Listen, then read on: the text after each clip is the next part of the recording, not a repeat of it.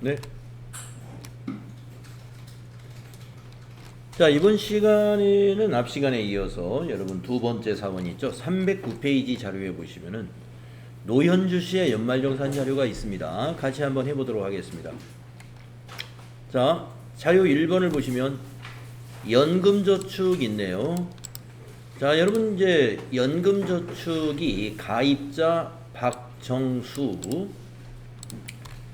자, 노현주 씨가 지금 소득자입니다. 우리 회사 직원은 노현주 씨예요. 연금에 박정수 씨가 가입을 했고 360만 원을 우리은행에 연금으로 납부했습니다. 자, 그러면은 김은주님, 네, 김은주님 요거 입력을 해야 되나요? 안 해야 되나요? 네. 네, 연금저축 요 안 해야 되죠. 왜 안 해야 될까요? 본인 것이 아니니까. 네, 주택 관련된 것과 연금은요 본인 거에 대한 것만 해야 됩니다. 그래서 가입자가 본인이 아니에요. 아마 박정수 씨가 배우자 같아요. 그래서 입력하지 않습니다. 자, 그러기 전에 이제 여기 지금 노현주 여러분 선택해 놓으시고요. 일단 노현주. 예, 노현주 씨 것이 현재 아직 연말정산 자료 입력하기 전에 총 급여가 4,070만 원이었고 요렇게 소득공제 적용해 가지고 과세 표준이 1,700 그리고 산출세액이 160만 원 나왔고요. 예, 근로자 세액공제와 공제 대상 자녀 세액공제는 예, 사원 등록에 의해서 자동으로 반영이 됐습니다. 그래서 이 사람의 지금 결정세액은 62만 4천 원인데 기납부한 세액이 지금 30만 8천 원이에요. 이대로 한다면 이번에 37만 원을 더 납부해야 됩니다. 그런데 반영을 지금 해보도록 하겠습니다. 그래서 지금 첫 번째 자료는 입력해서는 안 된다. 왜냐하면 본인의 연금이 아니기 때문에. 그 다음에 자료 2번을 보겠습니다. 계약자가 이것도 저 보장성 보험이죠. 보장성 보험. 자, 계약자가 노병탁이다. 노병탁. 지금 우리가 노현주 씨에 대해서 하고 있는데요. 노병탁 씨가 계약해가지고 노병탁 씨를 피보험자로 한 겁니다. 네. 그러면 한번 보험료는 일단 어디다 입력을 해야 되는 것이냐 하면요. 여기 소득공제 탭에다 입력하는 거예요. 소득공제. 저쪽 왼쪽에 이렇게 있었잖아요. 기억나시죠? 아까 김현철 씨 해보셨으니까. 네. 자, 그러면 이거 보시고 한번 노병탁 씨 거를 입력을 해야 되느냐 판단을 해야 됩니다. 박주영님, 노병탁 씨 거 입력해야 될까요? 보험료? 보험료가 아니라 보험료 맞죠?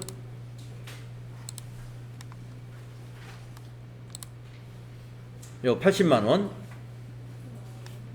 입력해야 되나요? 하지 말아야 되나요? 안 해야 되죠?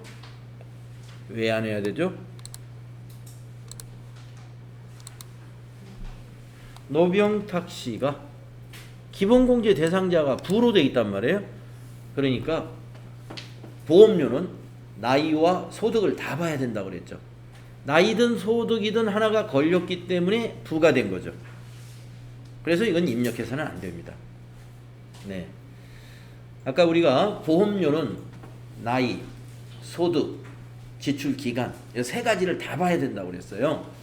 그래서 일단 기간은 국세청 자료이기 때문에 국세청에서 22년도에 지출한 것이 아니면 여기 22년도 귀속이라고 국세청에서 제대로 이제 그 보험료 지출된 것은 그 기간은 우리가 믿을 수 있는데 노병탁 씨가 나이 때 내지는 소득에서 걸린 겁니다. 그래서 입력해서는 안 돼요. 다음 자료를 또 보겠습니다. 자, 노현주 씨의 세 번째 자료는요. 의료비입니다. 의료비. 환자가 박현우라고 되어 있네요. 환자가 박현우. 네, 김 어디에서 치료를 한 모양이에요. 네. 자, 그러면은 양송이님 요거 입력해야 될까요? 말해야 될까요? 예, 해야 됩니다. 그렇습니다. 입력합시다. 박현우. 자, 그런데 바로 밑에 자료하고 좀 연결되는 자료가 있어요. 입력하실 때 그 바로 밑에 자료도 실손의료보험료인데 수익자가 박현우예요. 예, 그래서 요거 실손의료보험도 함께 입력을 해야 되겠습니다. 예. 계약자는 노현주 씨가 계약을 한 보험료고요. 자, 그러면은 입력을 하겠습니다. 자, 소득공제에서 보험료에 박현우, 아니, 죄송합니다. 보험료가 아니라 의료비 탭이죠. 네. 자, 의료비 탭으로 옮기시고요. 의료비 탭에서 부양가족 관계에 더블 클릭하시고 박현우 확인하신 다음에 국세청 자료잖아요. 그러면 의료 증빙 코드를 국세청 해주시고요. 건수는 한 건, 지급액은 370만 원. 여기 실손 의료보험료가 있겠습니다. 120만 원. 네, 나머지는 해당이 없으니까 X 상태로 그대로 놔둡니다. 의료비는 여기 부양가족 관계 코드를 눌러서 여기에 이름이 있으면 다 입력이 돼요. 네, 여기 이름이 있으면 다 입력하면 됩니다. 그래서 의료비 370만 원 입력을 했습니다. 그리고 실손 의료보험료는 120만 원은 의료비 지출해서 차감하게 돼 있어요. 여기 밑에 보시면 의료비 세액공제를 받을 경우 의료비 공제 대상 금액에서 실손 의료보험 수령액을 차감한 금액으로 공제받아야 합니다라고 여기 밑에 나와 있죠. 그래서 그걸 차감하겠다라고 해서 여기 120만 원을 입력해 준 거예요. 자, 그 옆에 자료 보겠습니다. 311페이지에 자료 네 번째 거. 교육비 증명서인데 이건 국세청 자료가 아니죠. 그래서 교육비 자료도 국세청 자료는 윗줄, 나머지 교육기관에서 발급한 자료는 그 밑에 줄에다가 입력을 할 겁니다. 그런데 영어 학원비입니다. 학원비는 취학전 아동권만 입력을 해야 돼요. 취학전 아동권만. 그러면 교육생이 누군가를 봐야 돼요. 대상자를 박영인이라고 했는데 박영인이는 교육비에서 어떻게 보느냐면은 소득공제에 가야 되죠. 교육비는 소득공제에서 박영인을 이렇게 봅니다. 네. 02년생이에요. 이 학교를 우리가 봐야 되는데 02년생을 나이를 한번 계산해 볼까요? 2022년 연말정산에서 2002년을 02년생이니까 2002년에 태어난 학생이죠. 20살이네요. 취학전 아동이 아니죠. 입력해서는 안 됩니다. 네. 그래서 이와 같이 영어학원 교육비에서 교육 대상자가 누군가, 지금 노현주 씨의 자녀라고 해서 영수증이 납입 영수증을 받아왔는데 이 자녀가 취학전 아동이 아니기 때문에 학원비는 입력 대상이 아니다. 초등학생도 안 됩니다. 중학생, 고등학생, 대학생 다 안 돼요. 그래서 우리가 노현주 씨 자료를 입력할 때 보면은 노현주 씨는 주로 입력을 해서는 안 되는 증빙만 가지고 우리가 지금 예제를 풀었습니다. 네. 그래서 연금 본인 것만 입력해야 된다. 그다음에 학원비는 취학전 아동의 학원비만 입력해야 된다. 네. 이런 것들 우리가 입력해서는 안 되는 거 중심으로 해봤습니다. 그러면 한번 노현주 씨가 우리가 지금 그 입력한 자료가 의료비에서 요게 있었단 말이에요. 예. 예. 그래서 한번 확인을 해보겠습니다. 노현주 씨 정산명세에 가서 결정세액이 좀 줄었죠. 세액공제 19만 1,000원 세금공제를 받았습니다. 네, 그래서 결정세액이 43만 2천원이 돼가지고요. 노현주씨는 16만 7,320원을 2월달에 세금으로 납부하시면 되겠습니다. 자, 다음은 이진섭씨 연말정산 자료를 보겠습니다. 자, 이진섭씨 선택하시고요. 이진섭씨는 6월에 우리 회사에 중간에 입사한 직원입니다. 그래서 6월부터 7월까지 총 급여는 1,595만 원이었고요. 지금 현재 결정세액은 지금 아직 과세표준이 결정이 안 됐어요. 과세표준이. 그래서 정산을 한번 해보도록 하겠습니다. 자, 이진섭씨 첫 번째 자료는 전근무지 자료입니다. 전근무지에 근무처 레드박스, 사업자번호, 근무기간 1월부터 5월까지 근무했고요. 급여가 2,500만 원 받았고 상여 1,000만 원 받았습니다. 그리고 그 레드박스에 근무하면서 5월달까지 세금이 130만 원, 소득세가 130만 50원 이렇게 결정됐습니다. 우리가 여기 종전근무지 자료 입력할 때는요, 납부세액을 입력하는 것이 아니고 결정세액을 입력을 해줍니다. 그 다음에 4대 보험료도 여기 밑에 있는 이 자료를 보고 입력하시면 됩니다. 4대 보험료. 그 다음에 근로소득세는 여기 결정세액을 입력해 주시면 된다는 거. 또 한 가지는 소득내역은 급여와 상여는 여기 위에 있습니다. 자, 이걸 참고해서 우리가 종전근무지 자료를 같이 넣어가지고 연말정산을 해줘야 돼요. 자, 그래서 종전근무지 자료를 넣어보겠습니다. 어디로 하느냐? 소득명세에서 입력을 해요. 소득명세. 소득명세라는 건 뭐냐? 지금 급여 자료에서 넘어온 그 소득의 명세입니다. 그래서 1월부터 5월은 비어있고 6, 7, 8 그래서 화살표키로 여기 오른쪽으로 가보면 12월까지 이렇게 셀이 이렇게 넘어가죠. 자, 어느 단추를 하나 눌러줘야 되느냐면은 종전근무지 입력이라는 요 상단에 있는 요 단추를 클릭해 주셔야 돼요. 그렇게 되면 엑셀에 열이 하나 삽입되는 것처럼 12월 그 옆에 연말 그 옆에 종전이라고 하는 게 있습니다. 여기 종전의 근무처 명에다가 주식회사 레드박스를 입력하는 거예요.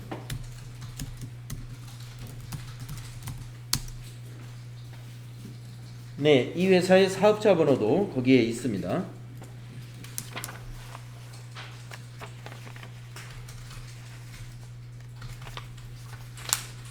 106 하나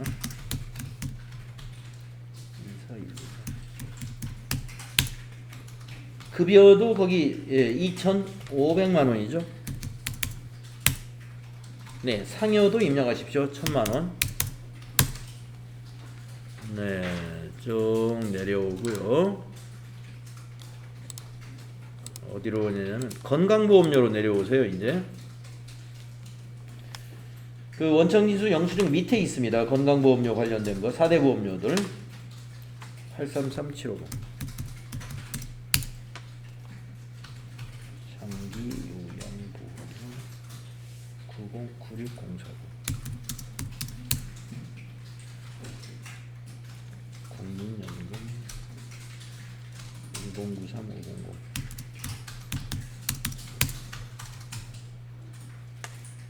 고용보험료 280000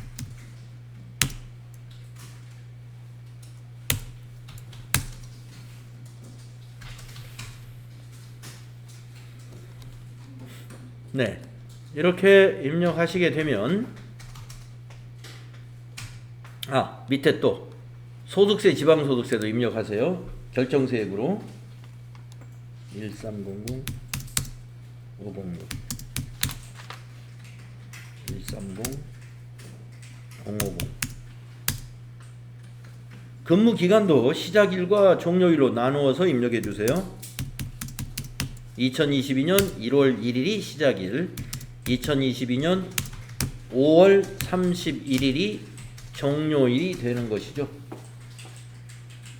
네, 여기까지. 이렇게 되면은 1월부터 5월에 지급받은 급여 자료와 그 다음에 4대 보험료 결정된 거, 그 다음에 소득세, 지방소득세 결정된 거, 이러한 것을 모두 통합해서 이제 연말정산에 들어가게 되겠습니다.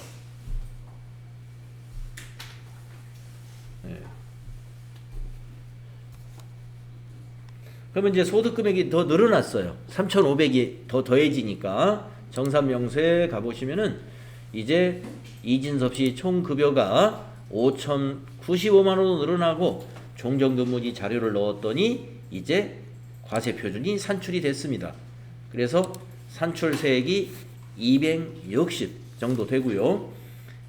기본적으로 세액공제 받는 근로소득 세액공제와 자녀가 2명의 세액공제가 적용돼서 90만 원 세액공제를 받으니까 결정세액이 171만 6,348원, 현재까지는 납부할 세액이 44만 3천 원 상태예요. 이제 추가적으로 연말정산 자료를 입력해 보도록 하겠습니다. 자, 자료 2번을 보시면 장기주택 저당차입금 이자 상환액이라고 있습니다. 자, 계약자가 이진섭이에요. 우리가 지금 이진섭 씨의 연말정산을 하고 있는 것입니다. 주택 관련 이자 상환액은 소득공제에 해당이 되는데요. 네, 유소영님, 네, 요거 입력을 해야 될까요? 하지 말아야 될까요?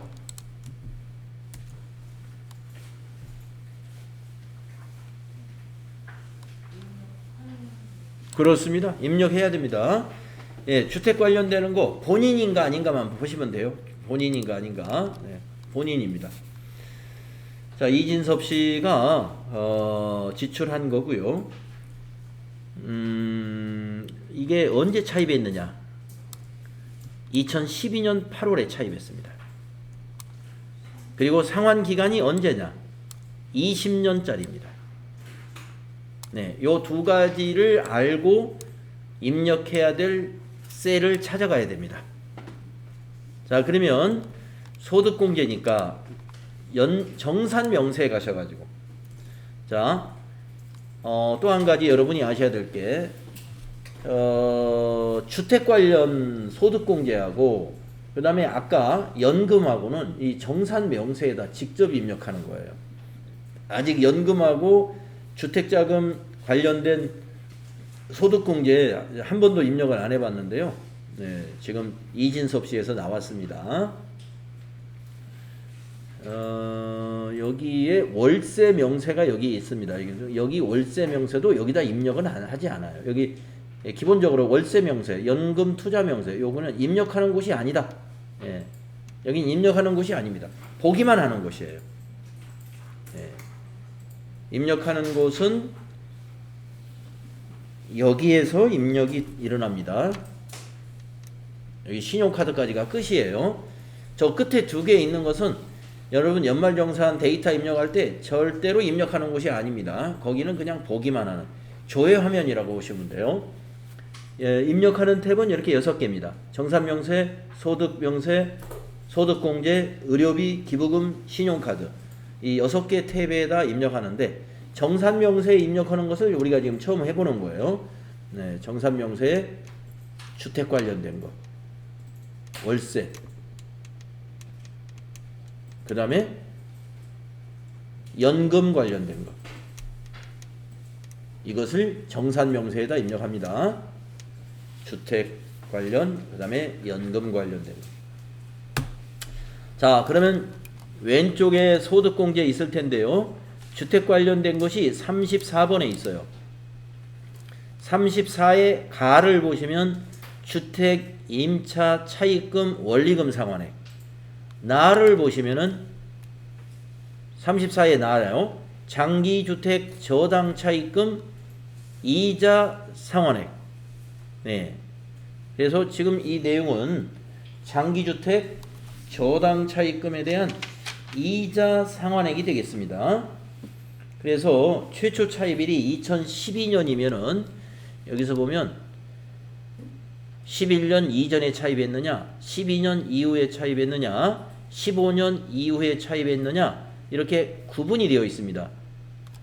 차입 시기가 왜 이렇게 복잡해졌느냐, 이것과 관련해서 관련 세법들이 개정이 있어 가지고 11년 이전의 차입분에 대해서는 그 당시 법률이 적용되고, 또 12년 이후의 차입분에 대해서는 또 그때 법률이 적용되고, 이러다 보니까 이렇게 11년 이전, 12년 이후, 15년 이후가 또 두 개로 또 쪼개지죠. 자, 그러면 12년 이후로 일단은 여기를 들어가야 되고요. 예. 고정 혹은 비거치식 15년 이상이잖아요. 그러니까 여기 20년이니까 우리는 아까 20년이었습니다. 상환기한이. 그래서 여기에 맞아요. 여기에 해당된다 이거죠. 그래서 고정 또는 비거치, 요 화살표를 눌러서 입력합니다. 여기다가 입력하는 거. 불이백에다가. 자, 그러면 얼마냐?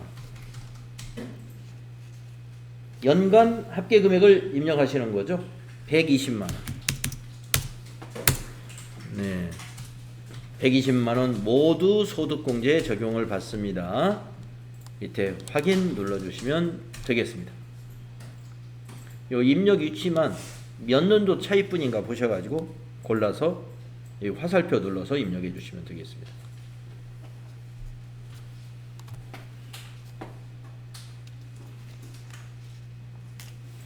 그 다음 그 밑에 자료를 자료 3번을 보겠습니다. 연금이죠. 네. 연금도 정산명세 탭에다 입력을 하는 거고요. 이진섭 씨가 가입자로 되어 있어요. 납입액은 20만 원을 신한은행에 요 계좌로 납입을 했다는 것입니다. 자, 그러면 요 연금 이 꽃님님, 네, 요거 입력을 해야 될까요? 말해야 될까요? 본인 거니까 예, 해야 되죠. 입력하겠습니다. 그래서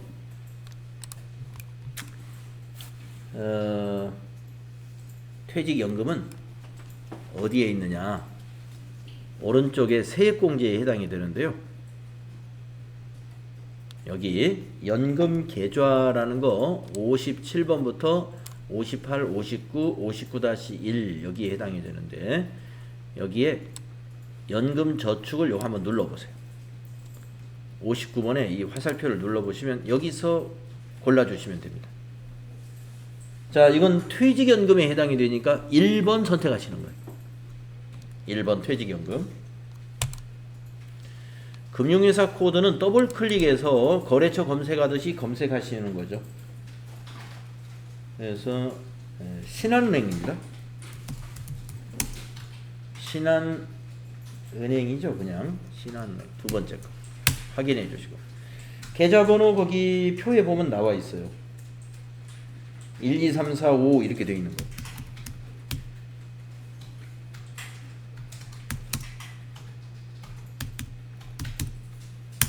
불이익금액은 20만 원. 네, 이렇게 연금이 두 건이다 그러면 두 줄로 입력하실 거고, 세 건이면 세 줄 다 입력해 주시면 됩니다. 자, 밑에서 확인 눌러 주시면 이러한 공식에 의해서 계산이 됩니다. 그래서 20만 원 납입한 연금, 퇴직연금 납입한 거에 대해서 3만 원 세금 공제 받았습니다. 다음은 자료 4번을 보겠습니다. 자, 이진섭 씨의 자료 4는 보장성 보험료입니다. 자, 계약자 이진섭 씨, 소득자가 지출을 했다는 거고요. 피보험자 이민국과 이진섭입니다. 이민국과 이진섭. 자, 먼저 아까도 말씀드렸습니다만 여기에 보장성이라고 되어 있다 하더라도 종류는 꼭 다시 한번 확인하셔라. 종류에 저축성이라고 되어 있으면 요건 제외시켜야 돼요.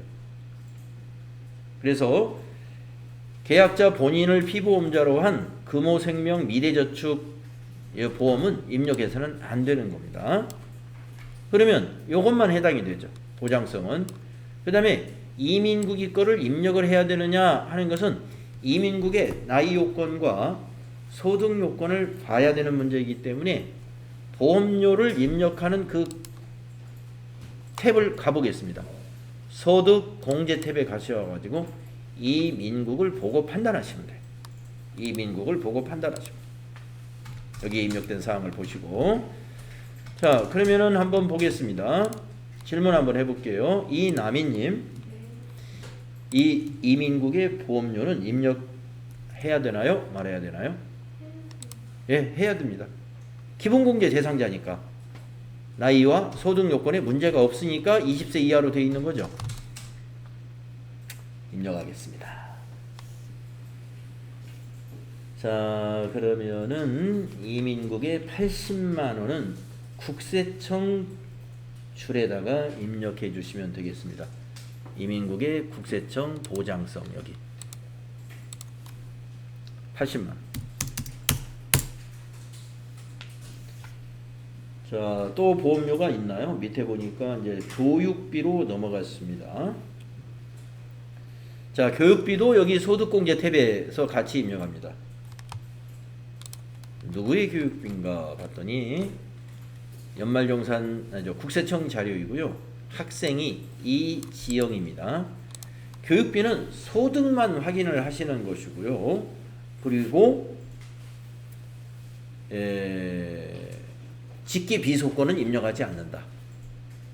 그 다음에 학교가 만약에 대학원이면은 본인 것만 입력한다. 요거 먼저 체크하시고 들어요. 자, 일단 고등학생입니다. 그래서 이지영이가 소득이 없다면 20세 이하로 되어 있겠죠. 그래서 이지영 보니까 20세 이하로 되어 있네요. 그죠? 네. 그러면 쭉 오른쪽으로 쭉 가서 교육비가 여기에 있죠. 자, 교육비는 구분을 먼저 입력합니다. 구분을 딱 클릭하셔가지고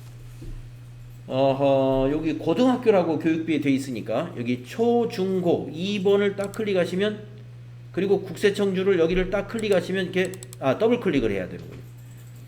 예, 국세청주를 여기를 앞에 구분해서 초, 중, 고 선택하고 국세청 셀에서 더블 클릭하면 이렇게 나눠서 입력할 수가 있어서 편리한 점이 있습니다. 그래서 여기다가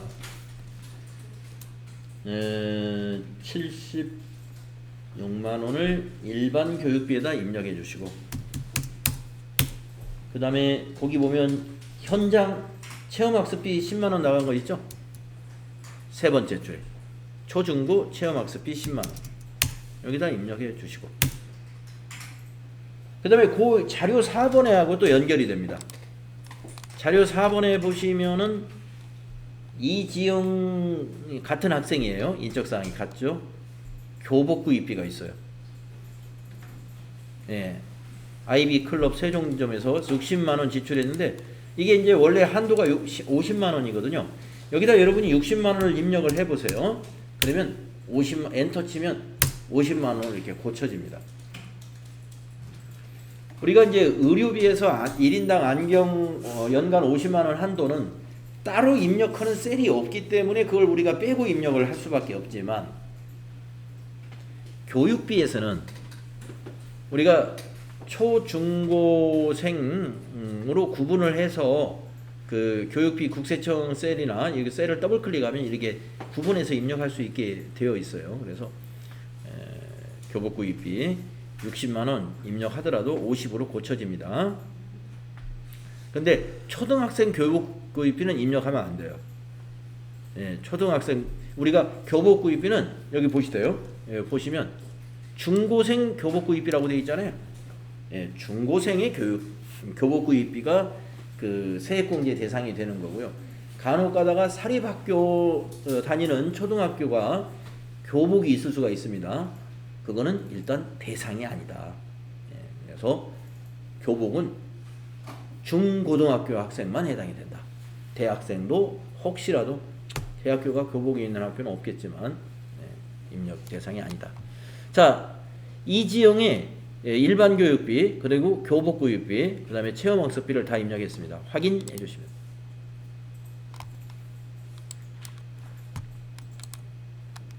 다음에 이제 그 밑에 기부금 영수증이 있네요.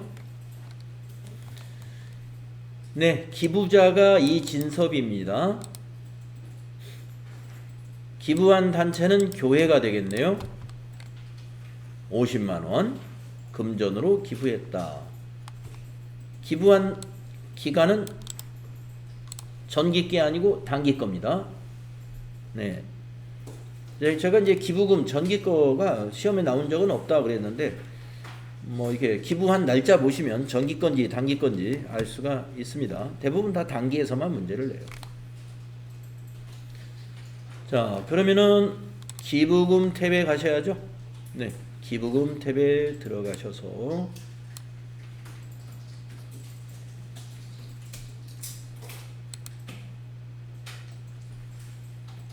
기부금 탭에 들어갔더니 조금 전에 노현주 씨 입력할 때인가 김현철 씨 입력할 때 기부금 조정 명세에서 제가 마무리를 했기 때문에 이 해당 연도 기부 명세로 셀이 선택이 안 돼 있었네요.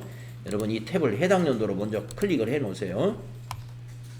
자, 관계 셀에서 더블 클릭. 이진섭 확인해 주셔야 되고, 이건 국세청 자료가 아니기 때문에 네. 자, 먼저 사업자 번호부터 입력을 하겠습니다. 국세청 자료도 이거 기부금은 이거 입력하는 겁니다. 106 교회의 사업자 번호를 말하는 거예요. 8299369 상호는 하늘교회. 자, 코드가 뭐냐면은 종교라는 코드가 41번이에요. 그럼 앞에 종교단체 또는 종교 이렇게 건수는 한 건이죠. 기부대상 금액은 50만원이었습니다. 자, 구분을 바꿔주세요. 여기 구분을 국세청이 아니고 0번으로 바꿔줘야 돼요. 금전 네, 그대로 두시면 되겠습니다. 이거 안 바꾸고 그냥 넘어가는 경우가 간혹 있어요. 뭐 저도 네, 이거. 네. 기본값이 국세청으로 되어 있어요. 구분이. 이걸 기타로 바꿔주세요. 자, 교회에서 발급한 영수증은 여기 기타에 해당이 됩니다. 구분을 기타로 해주시는 거 빼먹지 마시고, 그리고 여기서 끝내버리면 안 된다 그랬죠. 기부금 조정명세 가가지고 공제계산 정산명세 보내기 여기에 클릭하시고, 또 밑에서 공제금액 더하기 정산명세 반영 여기 클릭하시고 안내창이 나올 텐데요. 예 해주시면 끝납니다. 네.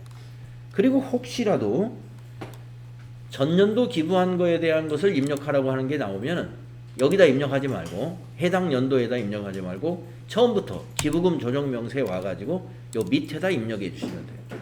두 개가 다 나오면 처음에 당해년도 거는 여기에 이 탭에 입력하고 전년도 거는 여기 기부금 조정 명세 요 밑에다가 입력한 다음에 그 다음에 이걸 눌러서 넘기시라 그랬죠. 그렇게 시험 나온 적은 없습니다. 해당 연도 거 하나만 시험에 내죠. 자, 그러면 이제 기부금 조정 명세에서 이렇게 했기 때문에 기부금만큼은 한 번씩 볼 필요가 있다 그랬습니다. 여러분이 자주 빼먹는 사람이 많으니까. 그래서 정산 명세 가가지고 기부금이 63번이에요. 63번에 가가지고 여기 종교에 10만원 반영됐구나 확인해 주시기 바랍니다. 자, 또 다음 자료가 없네요. 그러면은 이제 이진섭 씨의 그 정산 명세 탭에 왔으니까 조금 전에는 납부세액이 있었는데 지금 보니까 환급세액으로 바뀌었습니다. 22만 7,650원을 환급받게 된다. 자, 그러면요, 우리가 지금 세 사람의 연말정산 자료를 입력했는데 우리 교재의 수행 결과하고 결과만 한번 맞춰보도록 하겠습니다. 자, 먼저 317페이지에 보시면은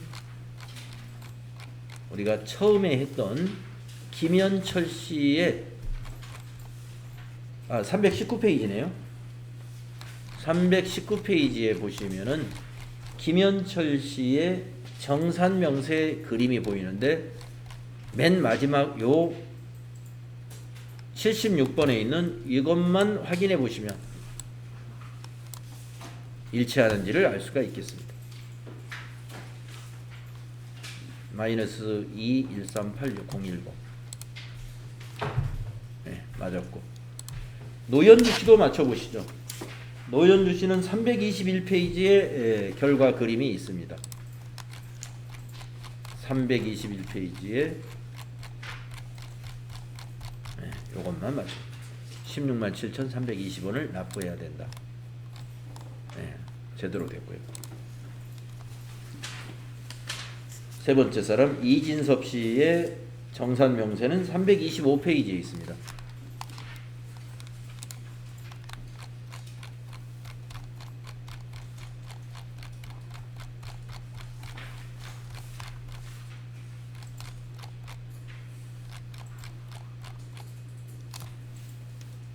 네.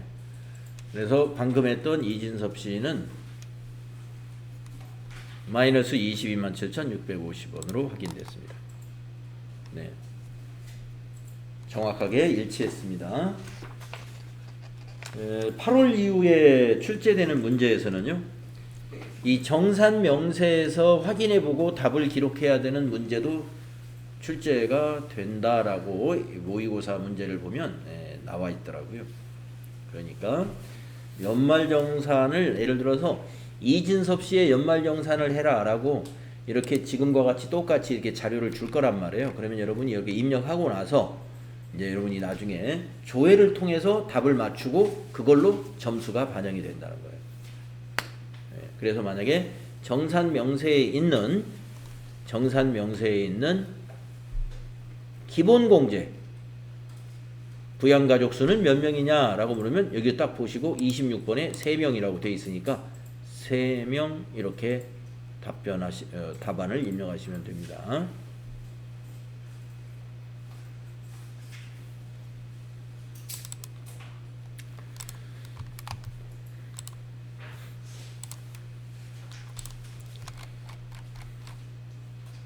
자, 그러면 다음 페이지로 넘어가세요.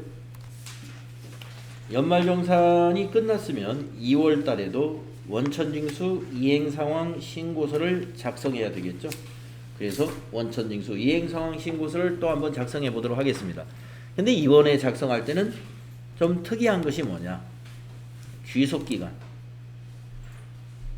귀속기간하고 지급기간을 보시게 되면은 연도가 2023년도로 되어 있죠. 예. 우리가 지금 2022년도 회계를 하고 있습니다만은 이거만큼은 우리가 2023년도 프로그램으로 바뀌었다라고 판단하시고 그렇게 가정하시고 우리가 2023년도로 기간을 입력해 주시기 바래요. 왜냐면은 연말정산은 그 다음해 2월에 하는 것이기 때문에. 자, 그러면 해보겠습니다. 인사급여의 원천징수 이행상황 신고서 가셔가지고 연도를 2023년도로 2023 그리고 월은 2월 뒤에도 연도를 2023년 월은 2월 2023년 2월부터 2월이 되겠습니다. 2023년 여기도 2월. 네, 연도를 다 2023년도로 네 군데 고쳐주세요. 그리고 정기신고에서 엔터 하시게 되면은 2월 달에 지금 급여 자료를 우리는 입력을 안 해서 없는 거고요. 이게 실제로 2월 달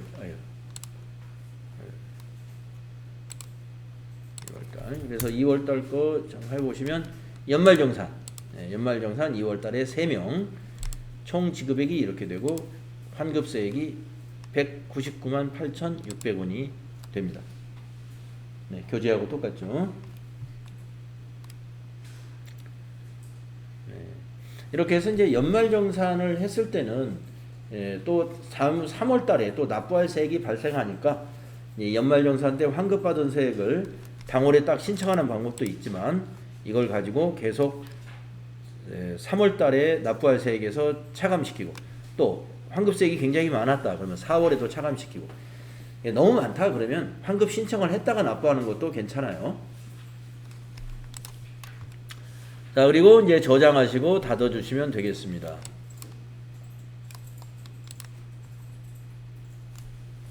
자, 이렇게 해서 우리가 연말정산을 마무리해 봤는데요. 어떻습니까? 백문이 불여일타라고 그랬죠? 입력해보면 자연스럽게 알게 됩니다. 그래서 지금 세 사람 것만 했습니다만은 뒤에서 우리가 이제 그 기출문제 또 여러 개가 남아있고 또 모의고사도 여러 개가 있습니다. 기출문제 모의고사 반복하면 할수록 이런 데이터를 계속 보게 되니까 자리를 잡게 돼요. 이제 아직 자리를 안 잡았더라도 큰 걱정 말고 계속 뒤에 문제를 반복해서 하시면 자리가 잡힙니다. 자, 그 다음에 이제 다음 페이지에 보시면 이제 2022년 8월 이후부터는 이렇게 질문을 한다는 거예요.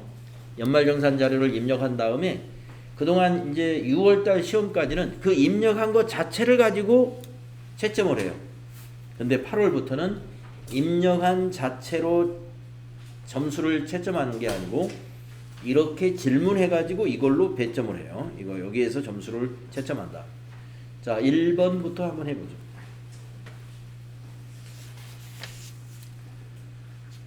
수당 항목 중 차량 보조금 월 비과세 한도 금액은 얼마냐? 20만 원이죠. 이거는 뭐 조회해 볼 사항이 아닙니다. 이건 세법 관련된 걸 물어본 거네요. 그냥 조회하지 마시고 답안에다가 20만 원 그냥 입력하셔야 돼요. 그 다음에 두 번째 거 수당 항목 중 식대 월 비과세 한도 금액은 얼마인가? 10만 원이죠.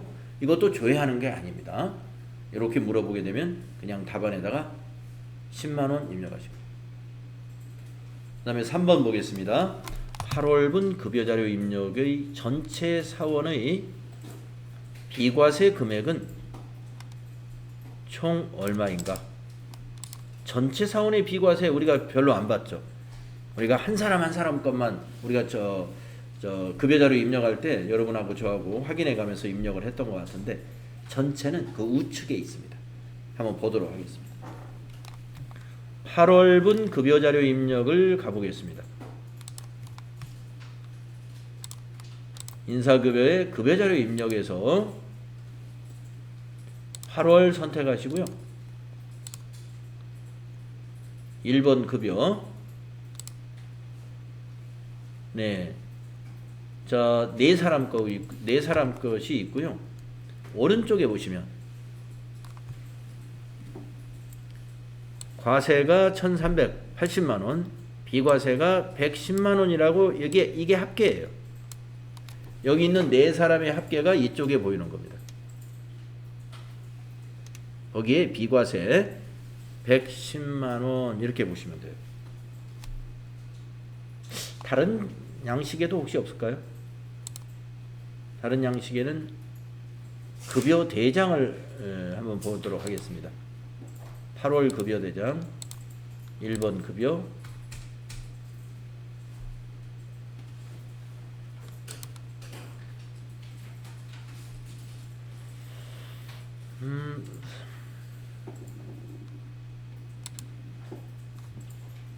여기서는 급여 대장은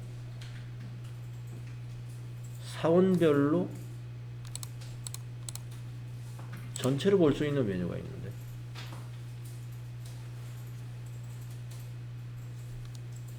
월별 급여 상여 수당 지급 현황 여기에 혹시 전체가 없나요? 전체 8월부터 8월 네 비과세는 여기에 표시가 안 되네요. 그래서 아까 우리 급여자료 입력해서 보는 걸로 하겠습니다. 급여자료 입력이 오른쪽에 있는 거. 네, 요걸로 답안을 입력해 주시면 돼요. 110만 원 되겠습니다. 다음에 4번 보겠습니다. 8월분 급여자료 입력에 성동일 중도퇴사자 정산을 통해서 반영되는 차인 지급액은 얼마냐? 네, 지금 우리가 보고 있는 성동일 씨 선택하시고 밑에 보시면 차인 지급액에 422만 9,870원을 8월달 급여로 지급해주면 된다. 여기에는 공제의 계를 마이너스 시킨 것까지 다 반영되는 거예요. 환급액까지 지급하게 되는 겁니다. 이거는 이거 지급하고 환급액 또 지급하는 게 아니라 여기 지급하면은 환급액까지 포함해서 지급된 거예요.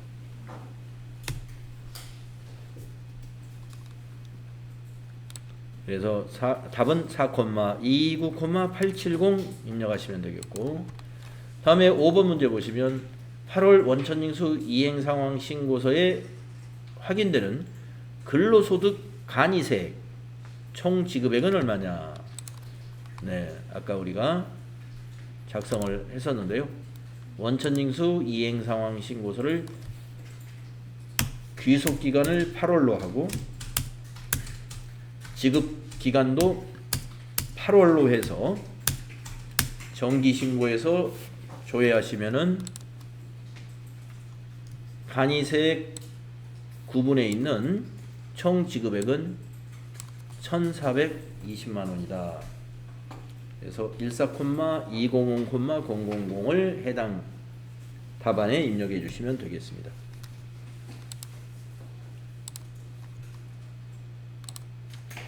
다음은 7번 김현철 씨 근로소득 원천징수 영수증의 기본공제 대상 인원수 본인 포함은 총 몇 명이냐? 자, 근로소득 원천징수 영수증이 바로 이 정산 명세를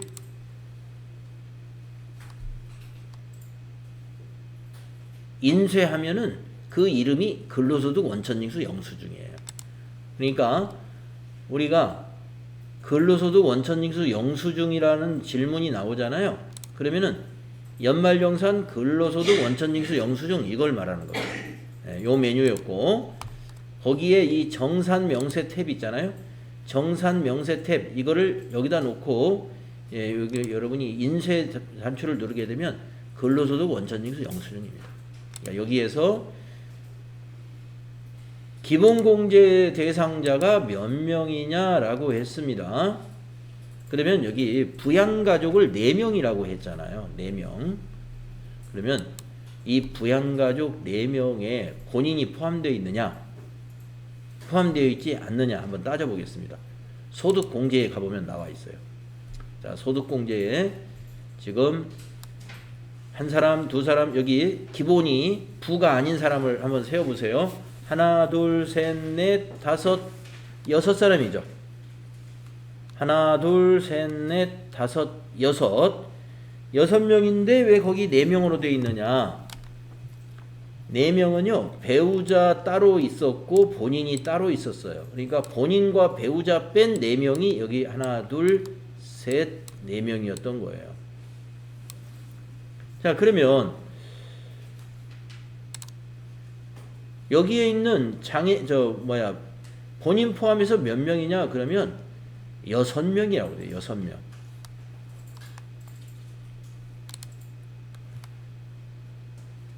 근로소득 원천징수 영수증에 기본공제 대상 인원수 본인 포함해서 총 몇 명이냐? 그러면 6명으로 세야 된다. 여기서 세는 방법은 본인 1명 세시고 24번 그 다음에 25번 배우자 2명 그리고 나머지 부양가족은 여기에 있는 거예요. 그래서 본인 포함해서 6명이다. 만약에 여기서 보는 게 헷갈린다 그러면 아예 소득공제 탭에 가면은 거기 부 아닌 사람 다 세면 돼요. 자, 다음은 노현주 씨. 근로소득 원천징수 영수증에 의료비 세액 공제액은 얼마냐 이렇게 물을 수가 있습니다. 그러면 노현주 씨를 선택하시고요. 의료비 세액 공제는 오른쪽에 있다 이거죠. 의료비는 특별세액 공제니까 여기에 있겠죠. 61번에 세액 공제 금액은 19만 1,850원이다 이렇게 답변하시면 되겠습니다. 다음에 9번은 근로소득 원천징수 영수증의 73번 종전근무지 기납부세액은 여기서 소득세라고 했죠. 소득세 얼마냐? 이진섭 씨. 그러면 이진섭 씨를 클릭하시고 종전근무지 데이터 우리가 조금 전에 입력했기 때문에 여러분 기억나시죠? 네, 여기 소득명세에 가야 나와요. 소득명세. 여기다 우리가 소득명세에다 입력했었죠? 거기에 기납부한 소득세는 근무지 기납부세액 소득세는 얼마냐? 네, 기납부 소득세액은 이것이 됩니다. 130만 원, 130만 506.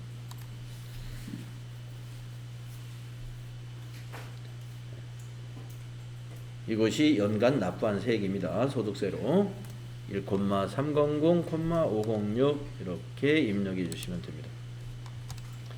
자, 그 다음에 10번째 문제. 2024년 2월분 원천징수 이행상황 신고서에 확인되는 연말정산 합계 공사의 총 지급액은 얼마냐? 우리가 조금 전에 반영을 했던 거 저장을 했으면 그거 찾으면 되겠고요. 원천징수 이행상황 신고서를 2023년으로 2월부터 2023년 2월 2023년 2월부터 2023년 2월 이렇게 해서 조회해 보시면 되겠습니다. 자, 질문을 해볼까요? 이연아님, 네, 잘 다녀오셨어요? 네. 얼마예요?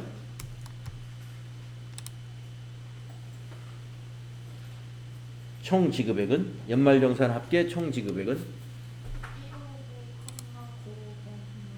그렇습니다. 159,950,00 요 답을 기입하시면 되겠습니다.